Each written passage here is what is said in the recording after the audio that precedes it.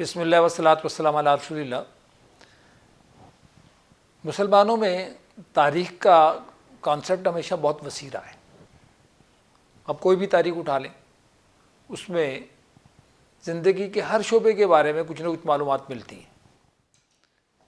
پھر تاریخ کے بارے میں سورسز بھی وسیع ہو گئے ہیں، اور تاریخ کے متن میں جو چیز شامل تھی کسی زمانے میں، اس میں اضافے ہو گئے۔ مثال کے طور پر یورپینز جب تاریخ لکھتے تھے تو اس میں کنگز آتے تھے، سپہ سالار آتے تھے، لارڈز آتے تھے، اور باقی لوگ جو تھے وہ حاشیے میں ہوتے تھے۔ اب جدید تاریخ کا جو تصور آیا ہے تو وہ جو لوگ حاشیے میں تھے وہ متن میں چلے گئے، اور متن والے جو ہیں وہ متن کا مرکزی موضوع ہی نہیں رہے، وہ یا تو حاشیے میں چلے گئے یا حاشیے میں نہیں گئے تو متن میں وہ اتنے ضروری نہیں رہے جتنے پہلے تھے۔ پہلے تو مرکزی حیثیت رکھتے تھے۔ اب رہے مسلمان، تو ان کے ہاں دارالخلافہ میں بیٹھا ہوا خلیفہ جتنا امپورٹنٹ تھا، اتنا ہی امپورٹنٹ وہاں کی جامع مسجد میں بیٹھا ہوا فقیہ بھی تھا، اور اتنا ہی امپورٹنٹ شہر اقتدار میں بیٹھا ہوا صوفی بھی تھا، اور اتنا ہی امپورٹنٹ متکلم بھی تھا۔ اب عباسی خلیفے کی جب تاریخ لکھیں گے تو امام احمد بن حنبل کی اتنی ہی اہمیت ہے، حضرت امام ابو حنیفہ کی اتنی ہی اہمیت ہے، حضرت امام مالک کی اتنی ہی اہمیت ہے، وہ کسی طرح بھی کم نہیں ہے خلافت سے ان کی اہمیت۔ لہٰذا مسلمانوں کا جو تاریخ کا مرکزی موضوع تھا وہ پھیلا ہوا تھا، وہ ایک شخص کے گرد نہیں گھومتی ان کی تاریخ جو ہے وہ بڑی وسیع ہے۔ تو یہ ایک خاص موضوع ہے، اس پر انشاءاللہ کسی وقت بالاستیاب گفتگو کریں گے۔ تو بر صغیر میں ہم لوگ جو ہیں وہ تاریخ جو انگریزوں نے ہمیں بتایا کہ اس طرح پڑھیں، یا بادشاہوں کے زمانے میں تاریخ لکھی گئی، اس میں بھی وسعت ہے کچھ نہ کچھ۔ تو انگریزوں نے ہمیں بتایا کہ تاریخ تو بادشاہوں کی ہوتی ہے، سپہ سالاروں کی ہوتی ہے، فاتحین کی ہوتی ہے، عوام کی تو ہوتی ہی نہیں۔ اب انگریزوں نے پچھلی صدی کے آخری دہائیوں میں ہمیں بتایا کہ نہیں بھائی، عوام کی بھی ہوتی ہے تاریخ، عام آدمی بھی تاریخ کا موضوع ہوتا ہے، اور تاریخ کے جو مآخذ ہیں ان میں صرف وہ کتابیں نہیں ہیں جو تاریخ کے نام پہ لکھی جاتی ہیں، ان کا موضوع، ان کا ماخذ جو ہے وہ ادب بھی ہوتا ہے، ان کا ماخذ جو ہے وہ لوگ کہانیاں بھی ہوتی ہیں، اورل ہسٹری بھی ہوتی ہے، زبانی روایتیں بھی ہوتی ہیں تاریخ کا ماخذ۔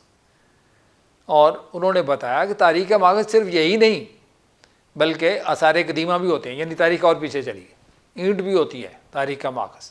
تاریخ کا ماخذ جو ہے وہ لکڑی بھی ہوتی ہے، تاریخ کا ماخذ جو ہے فرنیچر بھی ہوتا ہے، ماچس بھی ہوتی ہے، ریل بھی ہوتی ہے۔ تاریخ کے ماخذ ہی بدل گئے۔ اچھا، اب تاریخ کا ماخذ جب بھی بدلے، موضوع بھی بدل گئے۔ اب لوگ لکھ رہے ہیں ریل کی تاریخ، اب لوگ لکھ رہے ہیں ماچس کی تاریخ، اب لوگ لکھ رہے ہیں پہیے کی تاریخ۔ اچھا، اب جب مرکزی موضوع بدلے گا تو ماخذ بدلیں گے، ماخذ بدلیں گے تو موضوع بھی بدلے گا، تو یہ دونوں آپس میں ایک کو ریلیٹڈ ہے۔ اچھا، اب پوری دنیا میں یہ کانسیپٹ آ گیا ہے کہ صرف بادشاہ، فاتحین، لیڈر، سپہ سالار یہ نہیں موضوع تاریخ کا، بلکہ پوری کے پورا معاشرہ تاریخ کا موضوع ہے۔ تو پھر ہمیں تاریخ کے ماخذ ذرا دیکھ لینے چاہیے، کچھ اور بھی نکل آئے تو۔ میں نے عرض کیا تھا کہ پنجاب میں تو بہت کچھ ملتا ہے تاریخ کے نام پر، اورل ہسٹری بھی ملتی ہے، واریں بھی ملتی ہیں، فوک ادب بھی ملتا ہے، ادب بھی ملتا ہے۔ تو اسی طرح اردو میں اب میر تقی میر نے جو 2 شکار نامے لکھے ہیں، لکھنؤ کی اس سے بہتر تاریخ کیا ہوگی؟ میر تقی میر نے جو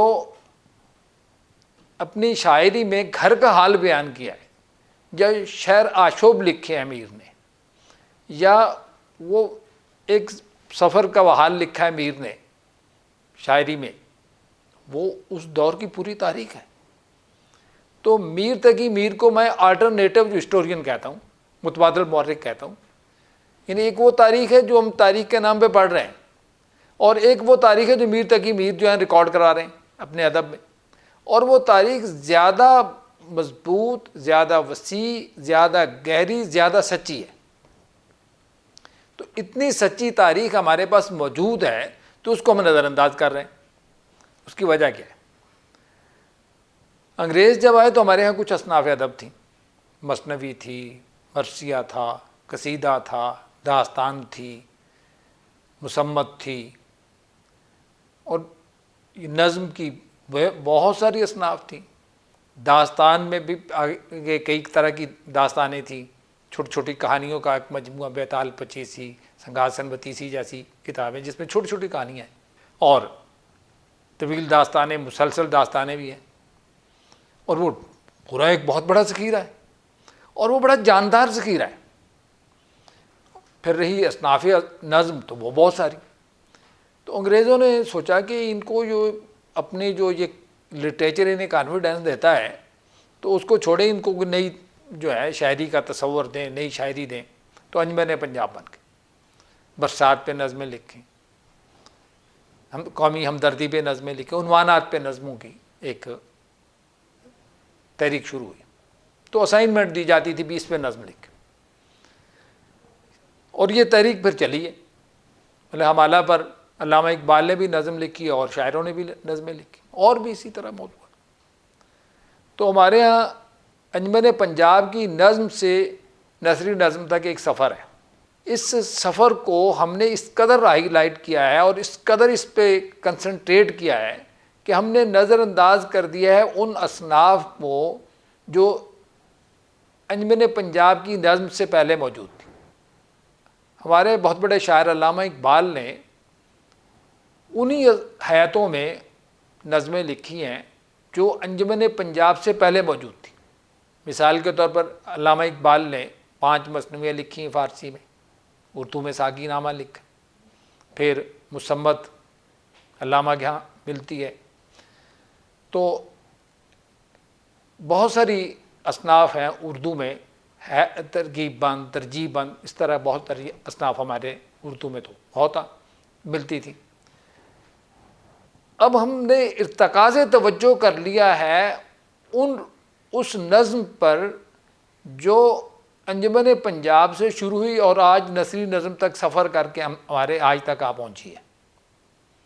اس میں آزاد نظم بھی ہے، معرہ نظم بھی ہے، غیر مکفہ نظم اور سانٹ اور بہت ساری چیز، لیکن مثنوی، مرثیہ، قصیدہ اور پھر آگے جو موضوعی اصناف ہیں جیسے شعر آشوب ہے اور اس طرح واسوخت ہے، بہت ساری اصناف ہیں، ان کو نظر انداز کر دیا۔ ان کو نظر انداز کرنے کے نتیجے میں ہمیں 2 نقصانات ہوئے۔ ایک تو ادبی نقصان ہوا ہے کہ ایک بہت بڑا ادبی ذخیرہ ہماری نظروں سے اوجھل ہو گیا، اور دوسرا ہمیں علمی نقصان یہ ہوا ہے، اور وہ یہ کہ ہم اپنی تاریخ سے بے خبر ہو گئے۔ ان اصناف میں ہماری تاریخ تھی۔ مثلا شعر آشوب جو لکھے گئے، میر نے بھی لکھے، میر نے تو کافی 5-6 لکھے ہیں، چاہے کچھ شعر آشوب ایسے ہیں جن کو میں شعر آشوب مانتا ہوں، ان کو عام طور پہ شعر آشوب کہا نہیں جاتا، تو ان پہ پھر کسی دن تفصیل سے بات کریں گے۔ تو شعر آشوب ہمارے ہاں ایک بہت اعلیٰ درجے کی صنف تھی۔ اسی طرح مثنوی ہمارے ہاں بہت اعلیٰ درجے کی صنف تھی۔ قصیدہ جو ہے وہ ہمارے ہاں ایک بہت اعلیٰ درجے کی صنف ادب تھا، اور وہ بتاتا تھا کہ ہمارے یہاں جو سیاسی نظام ہے وہ کیا تھا۔ اور مرثیہ جو انیس لکھ رہے تھے، دبیر لکھ رہے تھے، ان سے پہلے لکھے گئے، وہ ہمارے جو مرثیہ نگار یہ بتاتے تھے کہ ہماری زندگی کے آئیڈیل کیا تھے۔ اب وہ زندگی کے آئیڈیل ہم سے گم ہو گئے ہیں۔ اب وہ زندگی کی تصویر جو مثنوی میں نظر آتی تھی وہ ہمیں ہمارے جو کلاسیکل یا روایتی جو فنون تھے ان کا تذکرہ تو ہمیں مثنوی میں ملے گا۔ خطاطی کے بارے میں تفصیلات آپ کو مثنوی میں ملیں گی یا داستان میں ملیں گی۔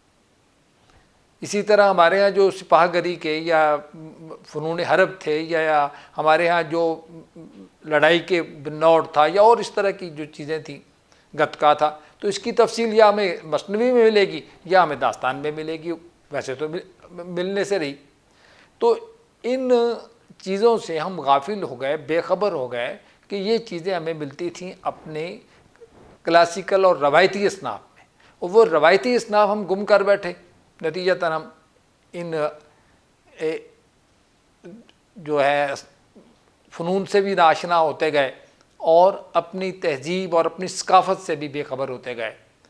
تو آج کہ جو ادب کا طالب علم ہے اس کو روایتی اصناف کی طرف بھی توجہ دینی چاہیے، تاکہ وہ اپنی تاریخ کو بھی ڈسکور کرے، اپنی تاریخ کو ایکسپلور کرے، اور ساتھ ہی ذخیرہ ادب سے بھی آشنا ہو۔ تو اسی پہ میں گفتگو ختم کر رہا ہوں، اور ختم کرتے ہوئے میں پھر یہ عرض کروں گا کہ میں گزارش کرتا ہوں کہ آپ کی طرف سے سوالات آنے چاہیے، تاکہ ہمارا پروگرام صحیح معنی میں مکالمہ بن سکے، کہ آپ کی طرف سے بھی سوال آئے اور ہماری طرف سے بھی کچھ سوالات اٹھائے جائیں، اور دونوں طرف سے ایک ہم کلامی ہو۔ یہ ہم کلامی جو ہے یہ محبتوں کا آغاز ہوتی ہے۔ تو اللہ تعالیٰ آپ کو سلامت رکھے اور سوچنے کی توفیق دے، اور اللہ ہمیں بھی توفیق دے کہ ہم کوئی عقل اور دانش کی بات اب تک پہنچا سکیں۔ بہت شکریہ، السلام علیکم۔